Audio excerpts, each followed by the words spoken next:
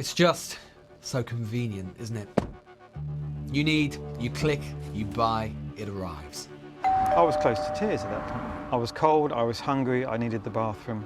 And it arrives so quickly, which when so many shops are closed, when you don't want or you can't leave your house, seems a deliverance in every sense of the word. And as disgusting as it sounds, I just had to get a cup or get my shiwi in a bottle and then go in the back of the van. Their drivers are telling them they need to listen to their drivers on this, and they've got to stop ignoring the data. And it's so cheap. You don't even feel like you're paying for it, but someone is.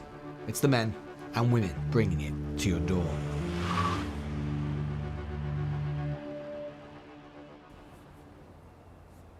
Why is it that Amazon drivers always seem to be in such a rush to deliver what you want to your front door? Well, the answer is that they're in a race against time. We've spoken to several current and former Amazon drivers who've told us that the number of deliveries that they're being asked to make on a daily basis over the course of the pandemic has increased significantly, and yet they've not been given the appropriate time to compensate. As a result, they say they are under considerable mental and physical pressure and are engaging in practices which are sometimes unsafe and even potentially illegal, putting themselves and the public at risk. For reasons you'll understand, some of those who agreed to speak to us on camera did so on condition of anonymity.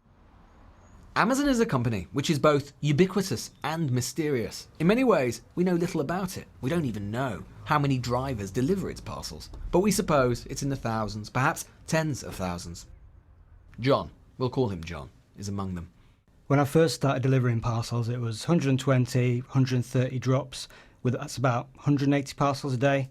When the pandemic started, they started putting on more workload, to the extent that now where it's 320 parcels and nearly 200 drops a day that drivers doing, it's physically impossible sometimes. And are you given any extra pay for that, any extra time to do that? Only during the peak periods, which is 6 weeks prior to Christmas, and that's it.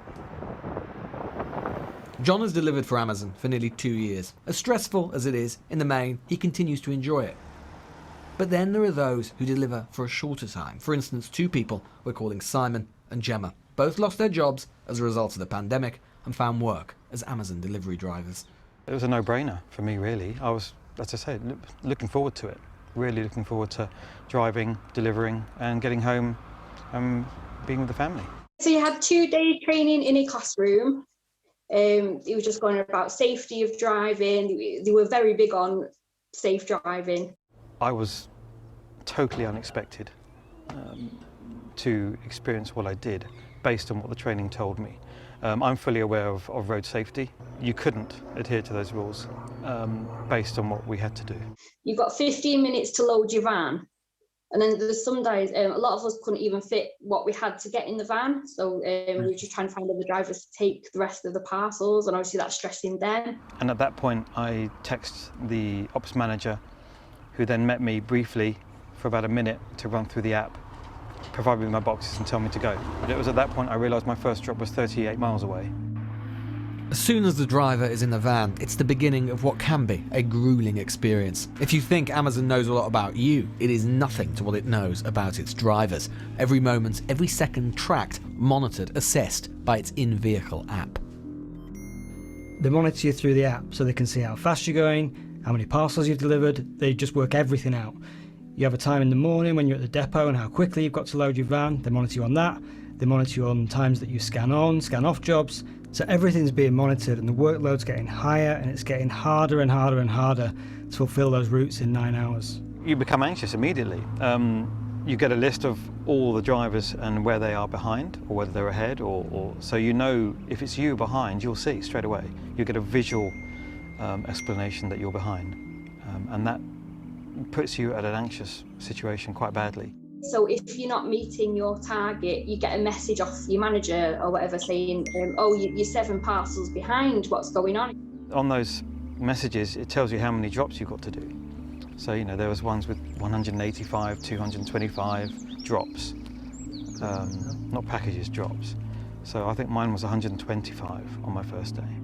Going down country lanes to deliver parcels when Amazon don't even know how bad these lanes are. It might take you 15 minutes to deliver 1 parcel just because of how bad a country lane is. But the app doesn't take account for that. Not a chance, no. just constantly, it's like, oh, speed up, please, speed up, try your best, get as many as you can done. And then obviously you're trying to speed up, you're driving dangerously, you can't deliver how Amazon want you to deliver. So every time you hear a ting, you're anxious. You become more worried that you're not going to be able to reach your target.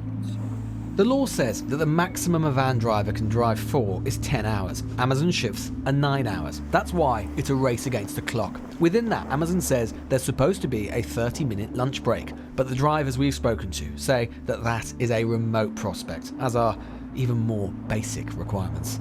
Toilet breaks weren't a thing. Because the van was so packed, I'd have to wait till I emptied 3 totes just so I had a bit of room. And as disgusting as it sounds, I just had to get a cup or get my shiwi in a bottle and then go in the back of the van. Okay, admit it. We've all been addicted to Amazon during this entire pandemic. In America, just this week, this issue has hit the headlines, again with drivers alleging so little time to make their deliveries that they had to urinate into bottles. Amazon have denied that this happens. Amazon responded and said, you don't believe that peeing in bottles thing is true. But there are even more serious concerns about safety. Every Amazon driver that I've known, they all speed. We all park in places where you're not supposed to, double yellows on busy roads. So especially say if you've got a house on a country lane and there's no parking near there, you just have to set up on the side of the road, run across, do your drop. And yeah, it's not safe. You just got to put your hazards on and hope for the best. Amazon told us they have a 24-hour hotline drivers can phone if they have problems. But here's the rub. They're not even technically employed by Amazon. They're self-employed, contracted through a panoply of logistics companies. And yet, everything is controlled by Amazon. The route is set by Amazon, the workload is set by Amazon, the mileage is set by Amazon. So basically the logistics firm, it's basically just a middleman, really. but say you don't get it done. I mean, does Amazon re-employ you? What happens with your logistics firm? Your ratings get reduced, your ratings go down. If you don't fulfill some parcels because of time constraints or the customer's not in, then I think they base your ratings on 8 or 9 different ratings, because if you don't deliver parcels, your ratings come down. So you're monitored all the time on every aspect of what you do. And what happens then if your ratings continue to fall? Do they The logistics firm will just get rid of you. lay you off? Yep. And that's quite easy to do. Oh, it happens all the time. The turnover of staff is phenomenal. Drivers attend an Amazon training day. They usually exclusively deliver for Amazon, and it is an Amazon app which tracks and monitors them in their vehicles. And yet remember, because they're self-employed, they don't have company benefits, they don't get sick pay, they don't get holiday pay, and there is little recourse should the company decide that their services are no longer required. The Supreme Court unanimously dismisses Uber's appeal. This isn't an issue about Amazon alone. All manner of gig economy companies are grappling with an evolving legal situation governing those they employ in one way or another. But Amazon is by far the biggest concerned, and a petition organised by Change demanding that the number of deliveries is reduced has attracted nearly 80,000 signatures, at least some of whom are verified Amazon drivers. Its organiser says reform is long overdue and that the company doesn't want to know what's really happening. I think genuinely they're currently not gathering it because they don't want to know the answer. They know how dangerous this is. Their drivers are telling them. They need to listen to their drivers on this. They've got to stop ignoring the data. It's a really simple change for them to make to take those targets back to a safe level. As you'll see, we put a lot of energy into our logistics. Remember, Amazon is a company whose UK sales increased by 51% in 2020, a revenue of £20 billion.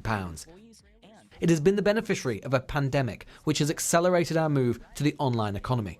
And yet, at once, it feels as if we've also gone backwards to a time when the rules about what can legitimately be expected by a company of its workers were much less rigid. Oh my gosh, Amazon. I've tried a position at the warehouse with Amazon, and Politicians, and perhaps the rest of us, might need to ask ourselves if that's the future we want, if that convenience is worth the price. Goodall, a spokesperson from Amazon, told us at Amazon we're proud to go further than most to ensure drivers are supported in their role. Our sophisticated guidance technology plans delivery routes, advises when to take a break, and ensures that drivers aren't receiving and driving with too many packages. And Logistics UK, which represents delivery companies, said it had always championed best practice within the van sector to promote positive working conditions for drivers and protect both the safety of employees as well as of other road users.